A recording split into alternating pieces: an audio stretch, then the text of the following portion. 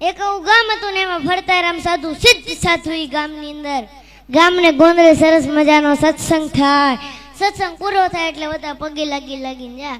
એમાં એક વાણિયાનો છોકરો યુવાન પણ ગરીબ, બહુ વાણિયા કોઈ દાડ ગરીબ નહીં પણ આ હતો તે ગરીબ બહુ. તે બધા પગે લાગીને જતા રહે ને તોય ગુરુભાઈ એમને શાંતિ બે. તે એકવાર સાધુએ એને પ્રશ્ન પૂછ્યો કે ભાઈ તું કેમ બે? એને કીધું ગુરુ સવારથી સાંજ સુધી મહેનત કરું છું, પરસેવો ભળું છું, પણ ગુરુ રાત્રે ખાવાના રોટલાનું થતો નથી. ગુરુ દયાળુ બહુ હતા. આંખ બંધ કરી અને આ માણાનું પ્રારબ્ધ જોયું. પ્રારબ્ધ મતલબ એનું ભાગ્ય જોયું. ભાગ્યમાં તો દેખાણું કે આની તો આખી જિંદગી દુઃખમય છે. આંખ ઉઘાડીને કીધું કે તારી તો આખી જિંદગી દુઃખમય છે, પણ જા 5 વર્ષ સુધી હું તને સુખી કરી શકું. 5 વર્ષ પછી આની આ પરિસ્થિતિ થઈ જાય. બોલ તારે મંજૂર છે? એને કીધું કઈ વાંધો નહીં ગુરુ, પણ આ સુખ મળ્યા પછી દુઃખ બહુ વહમું લાગશે, વિચાર કરી લે. એને કીધું કઈ વાંધો નહીં, 5 વર્ષ તો સુખ મળશે. એને કીધું કઈ વાંધો નહીં ગુરુ, 5 વર્ષ મને સુખી કરો.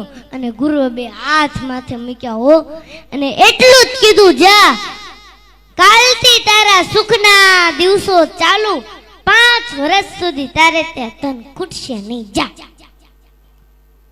અને જેવો જ ઘરે ગયો બીજે જ દાડે એને વિચાર આવ્યો કે આ ઘરની અંદર વાસણો જરા કેવા વધારે છે, લાઈન વેચી દઉં, વેપાર કરું. કોઈ સાધુના આશીર્વાદ ફળી જાય ને તો કઈ પૈસાનો ઢગલો નથી કરી જતા. એ બુદ્ધિમાં ક્લિક થાય અને બુદ્ધિમાં જે ક્લિક થાય ને એ સાચી પડે. ભગવાન બુદ્ધિ પ્રદાતા છે. અને ઓલાએ જે ધંધો ચાલુ કરો ઓબલ ને ત્રોબલ ને એવો ધંધો એવા નાણાં ને કે માણા આગળ પાછળ ફરવા મળ્યા. નાણાં આવે એટલે માણા આવે. અને પૂછ્યું કે ભાઈ તારે લગ્ન કરવા? તો કે હા લગ્ન તો કરવા. કહું કે છોકરી આપીને લગ્ન થઈ ગયા. અને પછી હું એક વાત તમને કહું ને, આપણે બધાને મગજમાં ઉતારવા જેવી છે. ઈ બાએ વિચાર્યું કે ભેગું કરવું જ નથી. હા સમજવા જેવી વાત, ભેગું કરવું જ નથી. કાશ હું એફડી કરીશ, આમ કરીશ, તેમ કરીશ, ફલાણું કરીશ, ઢીકડું કરી, તો એ મારા ભાગ્યમાં 5 વર્ષ પછી નથી. લાય આ પૈસાના માધ્યમથી પુણ્ય ભેગું કરી લેવા દે. મોટા મોટા સત્કર્મ કરાવે, કુવાઓ ખોદાવે, વાવું ગળાવે, જનતા અનક્ષેત્રો ચાલુ કર્યા. આવા સંતોને બોલાવી મોટા મોટા સત્સંગના પારાયણો કરાવ્યા. અને 5 વર્ષ પછી ઓલા સિદ્ધ સાધુ પાછા ફરતા આ ગામમાં આવ્યા. અને આખું ગામ પાછું ભેગું થયું.